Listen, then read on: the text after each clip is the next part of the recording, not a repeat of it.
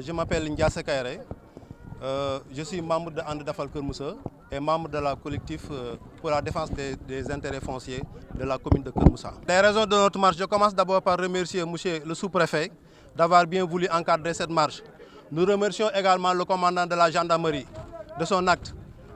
Nous remercions toute la population de Keur Moussa à travers le chef de village ici présent. Jeunes, femmes, hommes et enfants et mineurs, tout Keur Moussa s'est réuni derrière pour un combat noble. Ce combat a une cause légitime également. Donc nous sommes là pour un combat de principe. Ce combat de principe est que nous ne voulons pas quand même que quelqu'un ou bien un individu de quelque origine qu'elle vienne s'accaparer des terres appartenant à nos parents, appartenant à nos arrière-grands-parents. Et nous disons non pour cela. Parce qu'à Keur Moussa, nous avons des agriculteurs. À Keur Moussa, nous avons des paysans. À Keur Moussa, nous avons des éleveurs. Et ils ne vivent que de la terre. Donc la terre leur appartient depuis l'implantation des 7 villages. Donc on ne peut pas admettre que des terres appartenant à 7 villages, un seul individu vient se réclamer ces terres-là, avoir brandi des soi-disant des titres fonciers que les populations n'ont pas droit à accès. Donc nous disons non à cela. Et pour cela, Keur Moussa s'est déterminé à lutter pour cette cause noble jusqu'à la dernière énergie. Parce que nous avons Keur Moussa qui est notre cher terroir, notre chère population au niveau de la commune de Keur Moussa. Nous n'avons que des terres pour vivre. Donc notre espoir de demain, ce sont des terres. Donc demain, les populations, pour les habitats, est-ce que les jeunes auront ici des parcelles pour y vivre? Est-ce que nos éleveurs également qui sont là, avoir des pâturages, du jour au lendemain ici, ils n'auront pas d'espace pour faire vivre leur pâturage?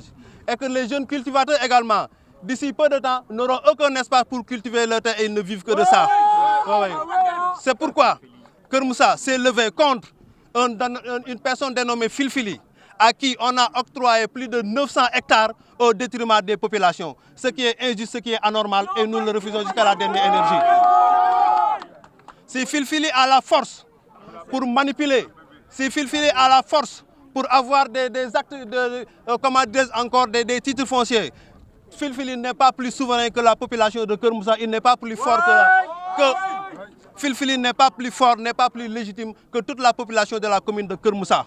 Si la population de Keur Moussa veut récupérer ses terres, Filfili doit être insignifiant par rapport à cela. Donc, les terres appartenant aux villageois, les terres appartenant aux cultivateurs, les terres appartenant aux paysans sont entre les mains d'un seul individu, Filfili, et de l'archidiocèse de Dakar. Vous savez, je vais vous raconter un peu l'historique, parce que l'occupation de ces terres-là a remonté jusqu'à l'implantation des villages au niveau de Keur Moussa. Depuis plus de 50 ans, c'est ce qui a précédé à l'existence même de Filfili et de l'archidiocèse de Dakar ou bien du monastère de Keur Moussa.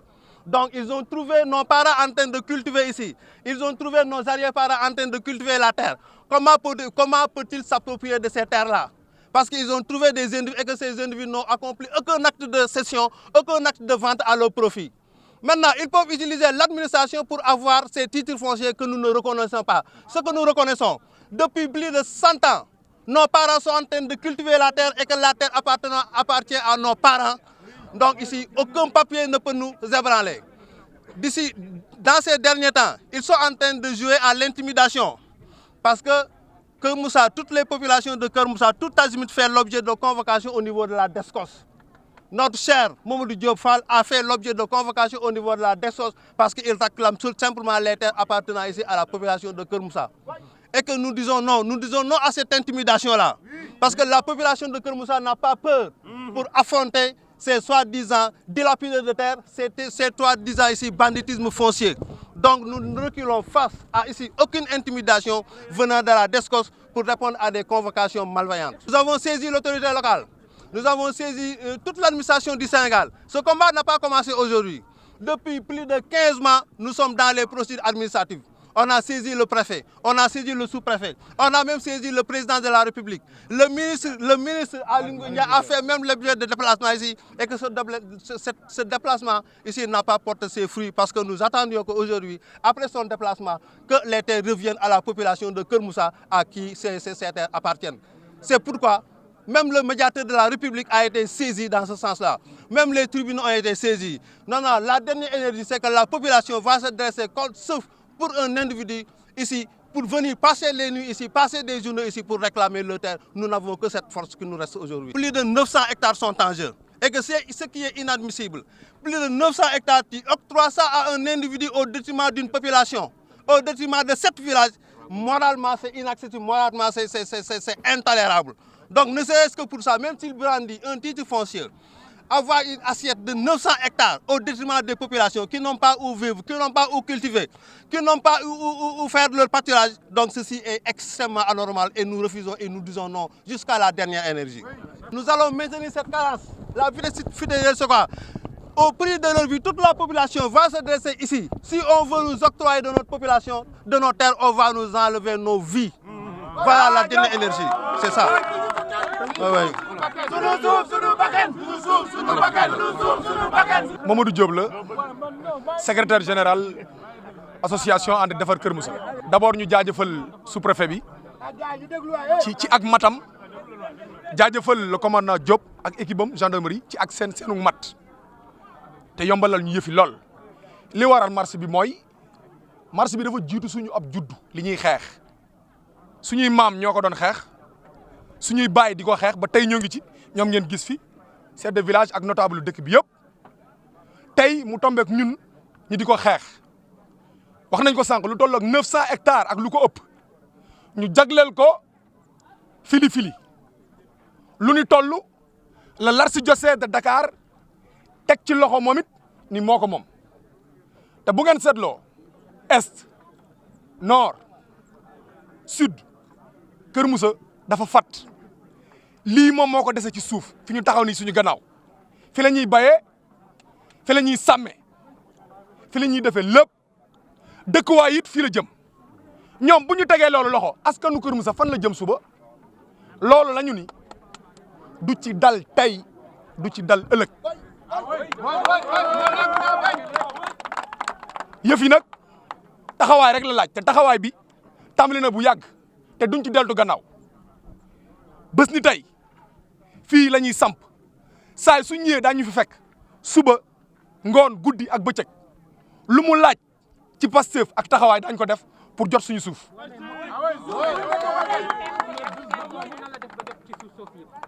dañu ni Kër Moussa am na lu ëpp ñaari téeméer ci ay at nekk nu fili fii ak nekk nu monastère fii amul téeméeri at ma wax ni mënoo fekk fii lu mat juróom-ñaari dëkkee suuf si sanc ko di fi bay di fi napp yow nga ñëw fi bu yàgguloo ñu dalal la jox la nga nekk jox la nga dëkk yow nga wàññeeku teg sa loxo hectare yu toll noonu yaa ko moom dama ni ana yoon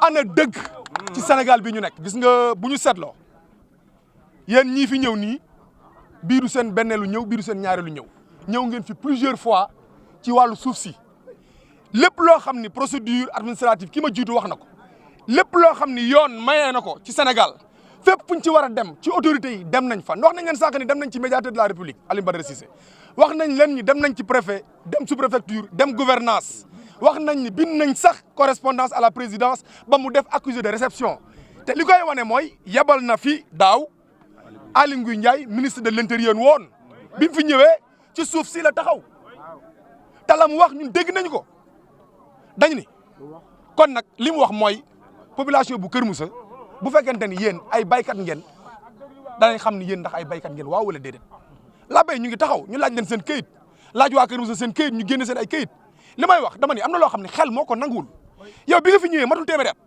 population bi seen nekkin fii jiitu na ñaar téeméeri at te ñoo la dalal jaayuñu la mayuñu la saraxuñu la dañu la dalal jox la nga dëkk nan nga moome fépp fu mbaxana doonee benn dem nañ fa la ñu wax ñun dem nañ fa boobaak léegi amuñu génne ko li ñuy wax nag suñu état mooy dama ni ndax benn nit war a ñaari nit ñoo ko gënal askanu lëmm ndax benn nit ñaari nit ñoo ko gënal askanu lëmm dama ni même bu fekkonte ni fili dafa nekk ci dëgg même te nekkul ci dëgg même bu fekkonte ni archidiocèse de Dakar dafa nekk ci dëgg te nekkul ci dëgg même bu ñu nekkoon ci dëgg population bu toll nii juróom-ñaari dëkk am lu ñu soxla moomal ko seen bopp muy seen ndonoy maam ñu yàgg ci liggéey yàgg ci bay yàgg ci sàmm dama ni même buñ ko soxla woon te moomuñu ko sax ay la yéwén dañ leen ko war a jox ndax loolu mooy dëgg.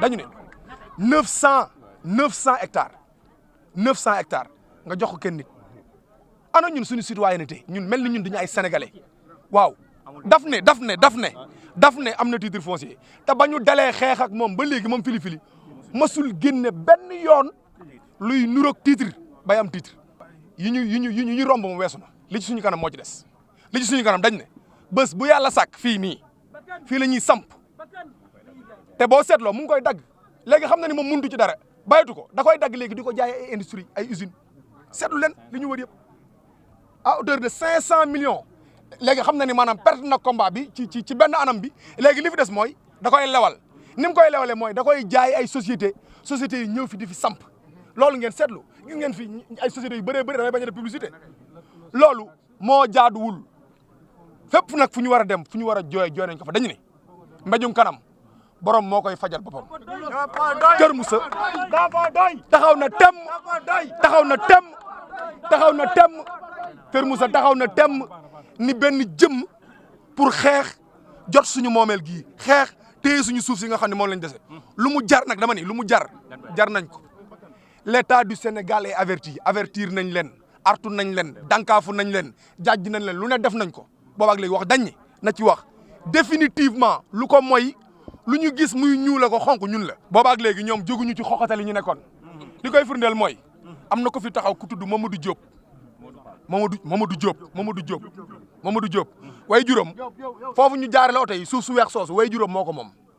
jamono yee passé lañ ko convoqué Descos mu ànd ak waa këram dem ñu xupp ko xoxatal ko napp ko menacé ko lu ni mel la ñu andiwaat ci suñu président Modou Fall ànd defar Kër Moussa yaakaar naa mercredi la war a dem Descos Mbour lañ ko wooyee Descos pour lan moom amu fa suuf amu fa dara dañ ko woo parce que tout simplement mu ngi défendre intérêt wu waa Kër Moussa mu ngi défendre suuf waa Kër Moussa ñu woo ko pour bëgg wax dañ ne loolu du jàll buy dem bu soobee yàlla mbooloo mi ñu def pour ñëw fii tey mbooloo mu ñu toll la ñuy dem def Descos ñu ngi leen di jox rendez-vous journaliste Descos incha allahu taala